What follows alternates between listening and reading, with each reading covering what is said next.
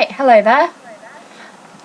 Um, Today we're going to learn how to bake a darlek cake. So, we need 450 grams of butter. So we're just going to put that in the bowl here. In a second.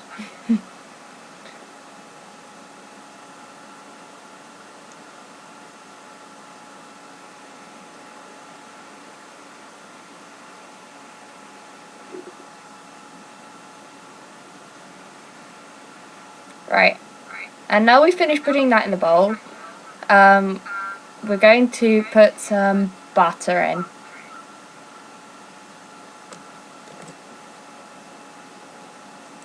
So we also need 450 grams of sugar. Sorry, we need some sugar. So to make a basic cake you need however many eggs you want, and then you double everything else in ounces. So for an 8 egg cake you would need to do 8, 16, 16, 16. So 16 ounces of flour, 16 ounces of butter and 16 ounces of sugar.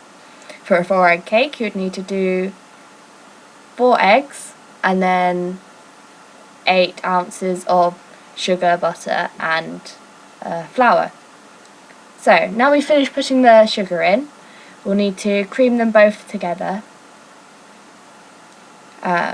I'm using a wooden spoon.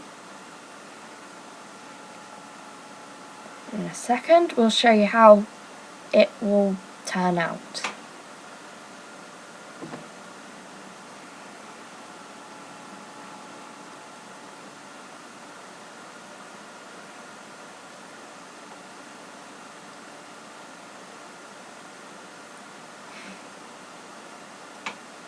Just going to get something.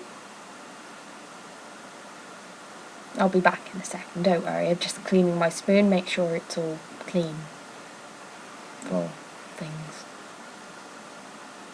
Right,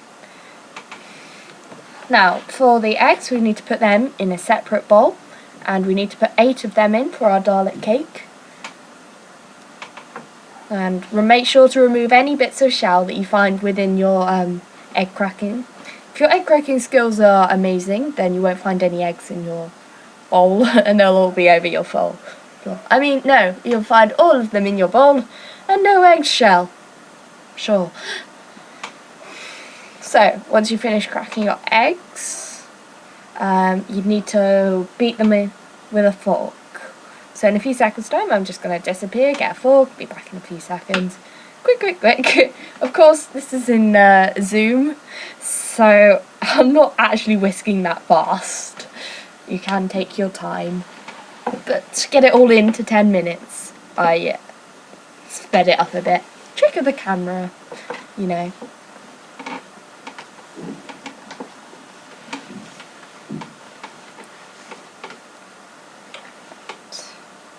Once that's done, you add your egg mix to your butter and sugar mix, and then you add the flour, baking powder and vanilla extract. So for flour we need another 450 grams. I'll just put that in a second. And this is self-raising flour.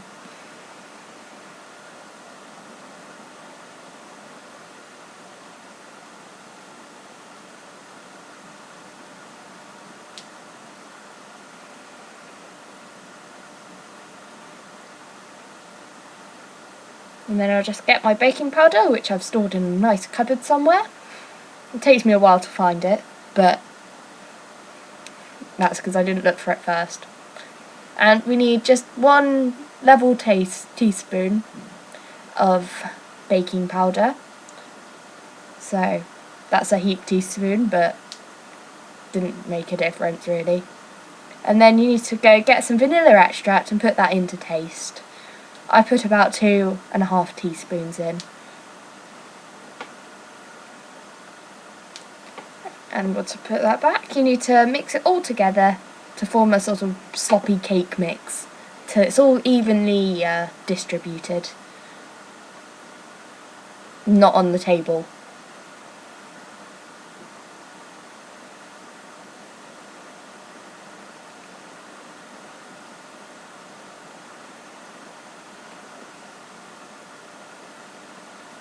Alright, this bit might take a bit of a while, and that's just because you want to make sure that it is thoroughly mixed. Right, once you've done that, you'll need to grease your cake mix. I'm using the Darlek model from Lakelands, which is on sale at the moment. Well, it's not on a sale, but you can buy it at the moment. Alright, and make sure to grease absolutely everywhere in it. Don't leave anywhere ungreased. Use lots and lots of butter so that it comes out nice and easily.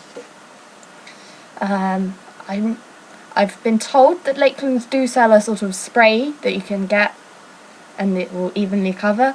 I'm sure that worked fine, but I used simple butter, the same stuff I used in the cake actually. Okay, so once you've finished that, it will take a bit of a while.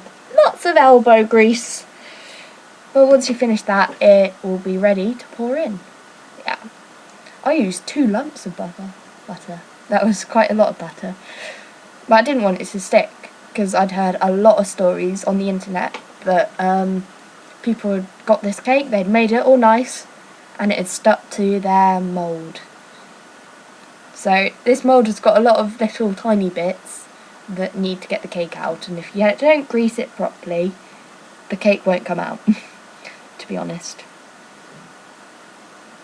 I will admit this is the first time I tried baking this cake, so it's a bit silly of me to video it, but it turned out okay, so yeah. Then you need to load it into your mould. Make sure it's sort of level and all the little cracks and things are full. Otherwise you'll just end up with holes in your cake mix. Of course, if your cake mix is nice and runny, which mine wasn't, could have done with another egg or so, but if you make sure it's all nice and level and all full, then it'll come out nice and evenly. If you want to be really clever, you might want to make a little dip in the middle, and that just means that it will level out. Of course, you can cut off any excess and use it for trifles, etc. Or feed it to your dogs. I'm sure they'd love cake. My dogs do. I shouldn't feed it to them, but I do. Nature will be telling me it'll kill them. But, oh well.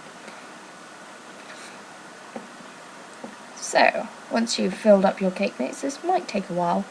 Gotta get every little bit out of it. Or at least I did, because I didn't have enough mixture quite.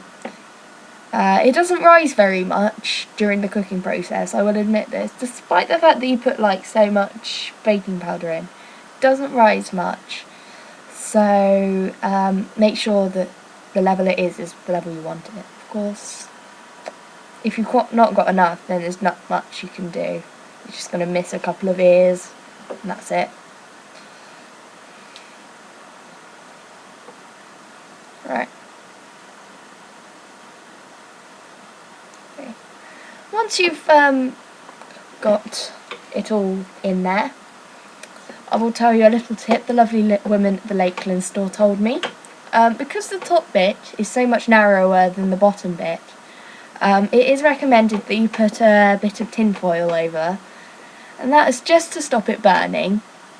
Apparently if you do not put this on, the top bit burns and then you've got the bottom bit, which doesn't really work. And make sure it's just nice and secure so it doesn't blow off in the oven. And then you've got to put it in the oven at 180 degrees centigrade. And I'm not sure what that is in Fahrenheit or any other things, so I'm sorry about that. I'll probably put it in the description once I've discovered this. Done my little conversion-y thing. And then leave it in there for several hours. Once it's all nice and brown, you can turn it out onto a large flat surface, and it should look like this. Thank you.